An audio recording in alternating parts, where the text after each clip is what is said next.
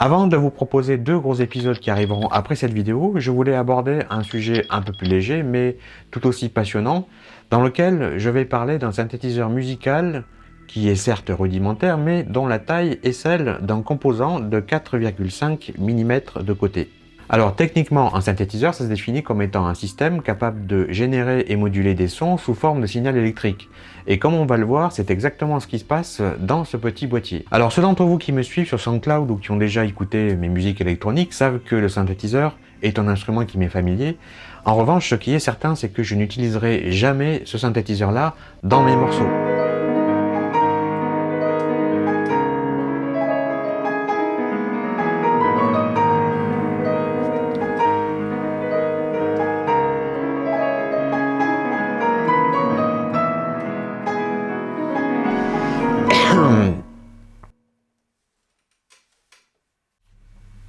C'est bon, je peux continuer? En plus, ça c'est un piano, hein, c'est pas un synthé. Oui, mais pas que. Par exemple, il y a ça aussi.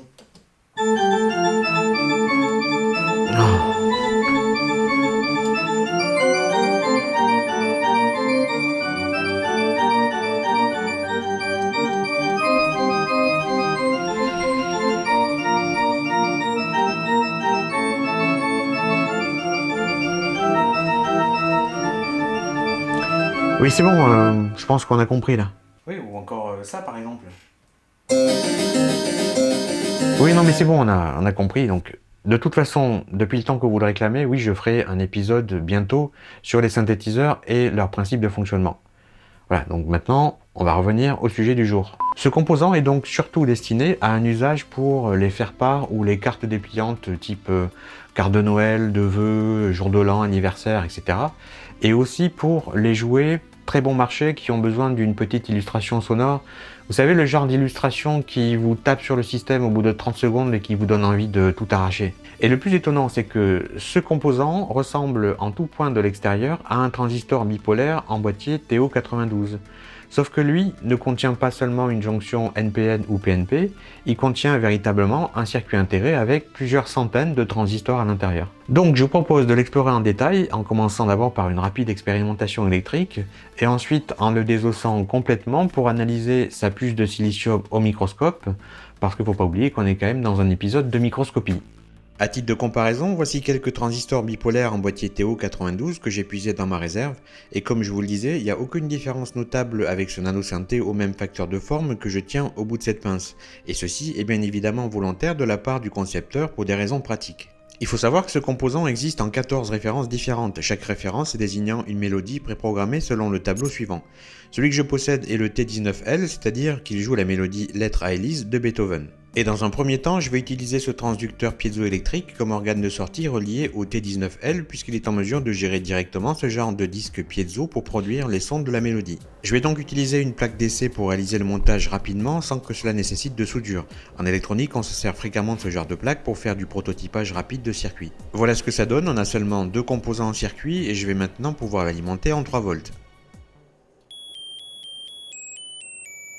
Alors, je vous avais prévenu, hein, c'est pas ce qu'il y a de plus agréable comme sonorité, mais bon, ça ne produit qu'une forme d'onde carrée, donc il faut pas s'attendre à mieux. Par contre, sa consommation électrique est tellement faible qu'elle est inférieure à 10 mA, donc mon alim de labo n'indique rien. Et par curiosité, on va jeter un coup d'œil rapide à l'oscillo pour monitorer le type de signal qu'il produit en sortie.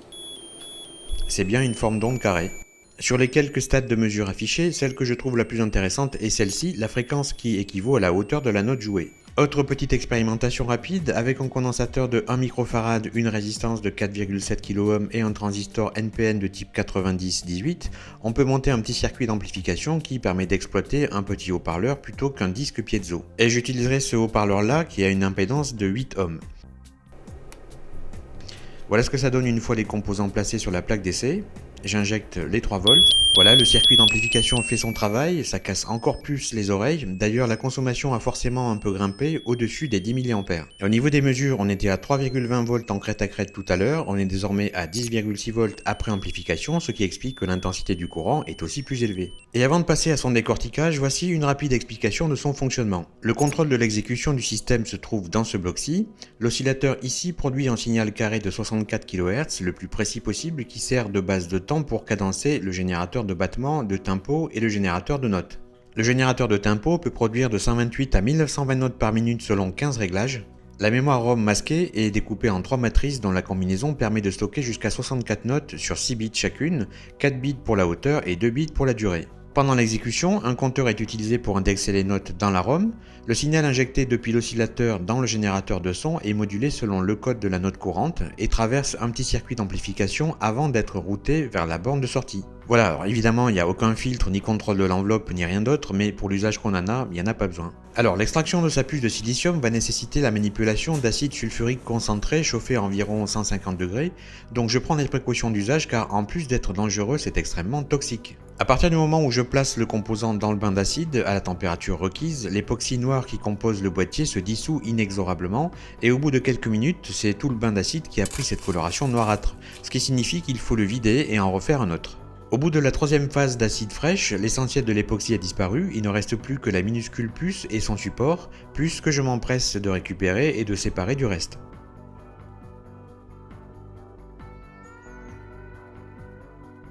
Et pour finaliser la procédure, je lui donne un bain aux ultrasons dans de l'acétone pur.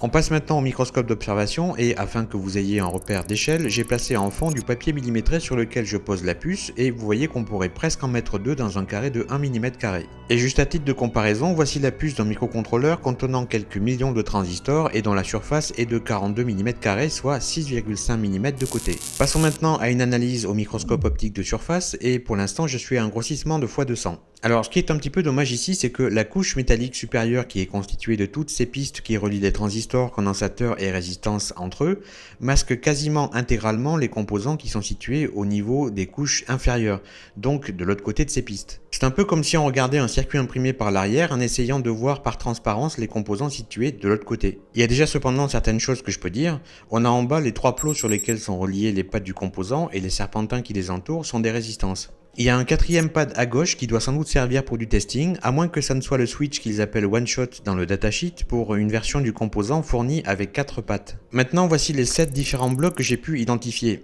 De gauche à droite, on a l'oscillateur situé dans cette région, il s'agit d'un VCO, donc d'un oscillateur commandé en tension. À sa droite se trouve le générateur de battement et de décodage du tempo, et juste en dessous se trouve l'unité de contrôle du timing et de l'exécution du système, une sorte de CPU ultra basique. Ensuite, on a ici la mémoire ROM masquée contenant la matrice de transistors représentant les notes et les durées.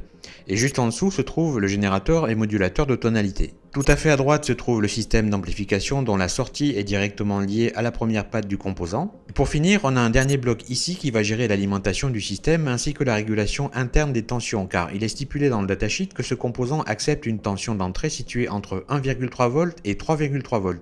Or, pour que l'oscillateur produise précisément son signal de 65 536 Hz, il doit être alimenté à une tension de 1,6 V. Selon mon estimation, il y a environ 1200 éléments sur cette puce composée à 80% de transistors. Dernier point concernant cette puce, il faut savoir que sa conception initiale date de la fin des années 80, mais que la gravure que l'on a sous les yeux est beaucoup plus récente et que le design du circuit a été révisé pour être encore plus miniaturisé et consommer ainsi encore moins de courant. J'ai retrouvé une image du circuit intégré de ce même générateur de mélodie mais fabriqué en 1987, et le voici. On peut observer que la finesse de gravure est beaucoup plus grossière, il y a beaucoup plus d'espacement dans la circuiterie et on peut même distinguer les transistors dans la mémoire ROM ici. Normal, à cette époque, les technologies de photolithographie employées n'étaient pas encore aussi performantes qu'aujourd'hui. D'ailleurs, si je superpose la puce que j'ai extraite à celle-ci en gardant exactement la même échelle, on obtient ceci. Sa surface est précisément 2,2 fois plus petite que celle de 1987. Alors maintenant, je vais vous proposer une observation un peu singulière mais qui va vous permettre de comprendre tout de suite le vrai rapport d'échelle qu'il y a entre cette puce de silicium et un cheveu humain. Et quand je dis un cheveu, je veux précisément parler d'un seul cheveu. Donc le but de la manœuvre ici est de déposer en travers de la puce un cheveu et de le plaquer de telle sorte qu'il ne bouge plus pendant l'opération. Alors c'est pas évident, hein, heureusement que j'ai la chance de ne pas trembler du tout, et finalement voilà ce que donne la mise en place. Et bien entendu, cette observation va se faire au microscope électronique à balayage, c'est la raison pour laquelle j'ai déposé tout ça sur son porte-échantillon. Je peux donc maintenant l'insérer dans le microscope et passer en mode imagerie électronique. Et voici le résultat. Alors j'ai obtenu cette image à partir de 2 prises distinctes recomposées, d'où ce petit défaut au milieu visible sur le cheveu, mais le résultat reste assez saisissant. Donc à partir des mesures que j'ai pu faire depuis le microscope, il en résulte que la largeur de cette puce est équivalente à l'épaisseur de 5 cheveux humains juxtaposés. Voici une petite séquence de zoom vers les transistors situés sous le cheveu.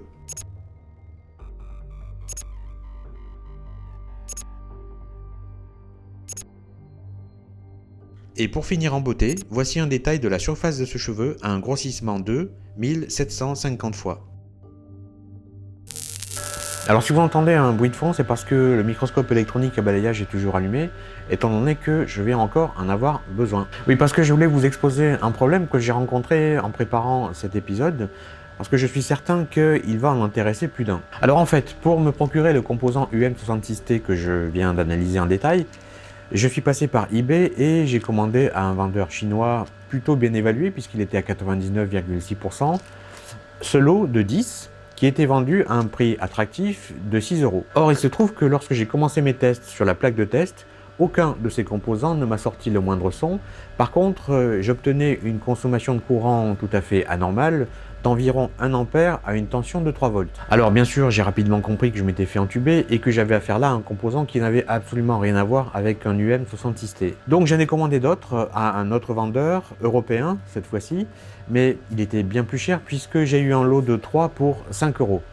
Cela étant dit, là vous avez constaté que c'était bien un UM66T. Du coup, je ne sais pas ce que j'ai acheté et ce qui se cache à l'intérieur de ces boîtiers TO92. Sans doute un transistor de puissance. Donc je vous propose de s'en assurer en allant directement vérifier le semi-conducteur. Et là, je ne vais pas y aller par 4 chemins, ni même faire ça proprement avec de l'acide. Ici, l'idée est de calciner entièrement le boîtier afin qu'il se désagrège complètement, ce qui me permettra d'exposer le semi-conducteur qu'il contient après quelques manipulations avec des pinces Bruxelles. Voilà, je vous montre en accéléré la manip en question. L'emplacement du support dans le boîtier est encore intact. Et ce petit morceau carré de silicium est précisément ce qui nous intéresse. Je passe à la loupe binoculaire. On voit parfaitement bien le semi-conducteur ici, par contre c'est l'arrière du substrat qui nous fait face, donc je vais devoir l'extraire de son emplacement pour le retourner et observer l'avant. À droite, je vous ai mis une vue obtenue avec le microscope électronique à balayage. L'opération est délicate, cette pièce ne mesure qu'un millimètre carré. Voilà, je suis parvenu à la retourner sans l'endommager, on va maintenant l'analyser au microscope. Et il semblerait qu'on ait affaire à une topologie de transistors bipolaires à jonction NPN, sans spécificité particulière ni même résistance de polarisation. Le canal P court le long de cette couche métallique en serpentin qui est dimensionnée selon la quantité de courant et la tension que doit supporter le transistor. Le fait d'être tracé en serpentin permet une plus grande longueur sur une surface plus réduite. Le canal N est disposé tout autour des plots directement au-dessus du substrat. Voici une vue au microscope électronique. On distingue un peu mieux l'épaisseur de la couche métallique. A noter que le plot carré visible est celui de l'émetteur et que le second plot, celui du collecteur, est caché en bas à droite sous l'amas de matière qui ne s'est pas détaché de la puce. Voilà, donc prenez garde quand vous cherchez à acheter des composants électroniques sur eBay et en particulier quand ça vient de vendeurs chinois, parce que je pense qu'eux-mêmes ne savent pas qu'ils refourguent parfois des lots qui ne correspondent pas du tout à ce qui est écrit sur le composant. Bref, j'en ai terminé pour cet épisode, j'espère que vous l'aurez apprécié. Le suivant devrait arriver d'ici 2 semaines environ, avec un tout nouveau sujet. D'ici là, portez-vous bien et à bientôt.